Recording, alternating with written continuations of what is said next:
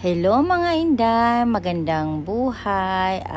Medyo matagal-tagal no na hindi tayo naka-upload. Gawa nga nung busy, tapos medyo sumama din ang ating katawan ng mga nakaraan. So nakakamiss mag-voice over no. So ang dami ko ngang naipon na video, yung paglalagay na lang ng voice over ang kulang.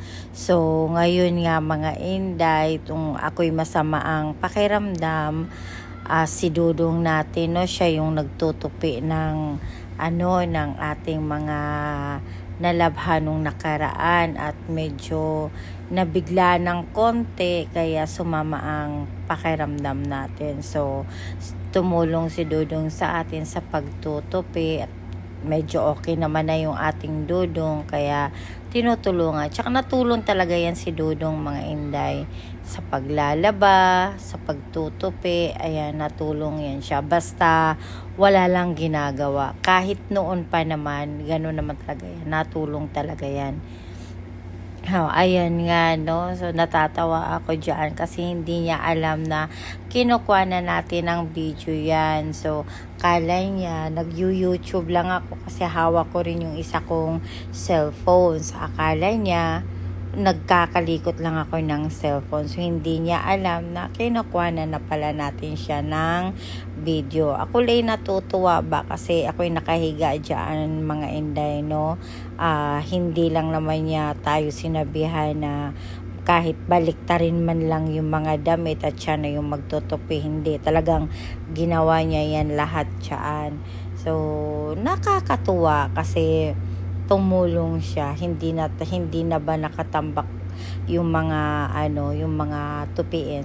Parang ang hirap kasi mga inday na nakikita mo araw-araw nandiyan yung tupiin mo nakatambak. Ayaw ko kasi noon, hanggat maaari gusto ko lahat ng natuyong damit susundin ko ng tupi yun. Yun nga lang, medyo mainit nga doon sa aming sampayan sa taas, kaya hindi ko nauutay-utay yung tupiin. Pagka nandiyan naman, parang nakakaumay ba na napakaraming tupiin.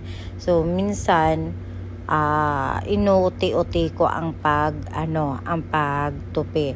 So, siya nga yung nagtupi niya, tinumpi niya lang yan lahat. Tapos, ako na ang maglalagay niyan sa cabinet mga inday kasi hindi niya alam kung paano ilagay sa cabinet. Kasi ako kasi mga inday, ang ginagawa ko, pinapartner ko na yan. Halimbawa, yung damit ko, magkasama na yung blouse at saka yung kanyang partner, tutupi ko na yun ng isang tupiin para pagka naligo ako, nagbihis ako, isang kuwanan lang, nandoon na yung blouse at saka yung pajama.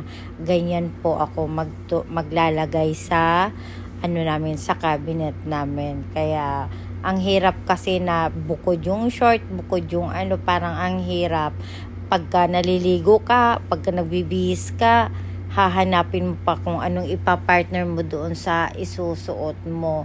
Kaya ako magkasama na. Tsaka yan mga inday, habang nagtutupi yan, nangain yan siya ng tinapay at may katabiyang kape, nasa baba lang di kita. So nakakatuwa. Ayaw ba niyang ipakita din yung kanyang mukha mga inday, kaya tinakpan natin ng mukha ng kalabaw. Kaya ako'y tuwang-tuwa dyan, nasakit ang aking tiyan habang pinapanood ko, habang ini-edit ko po yan, no? Ako'y tawa ng tawa, kaya siya'y nauta sa akin nung ini-edit ko na po yan. So mga inday, salamat sa panonood. Thank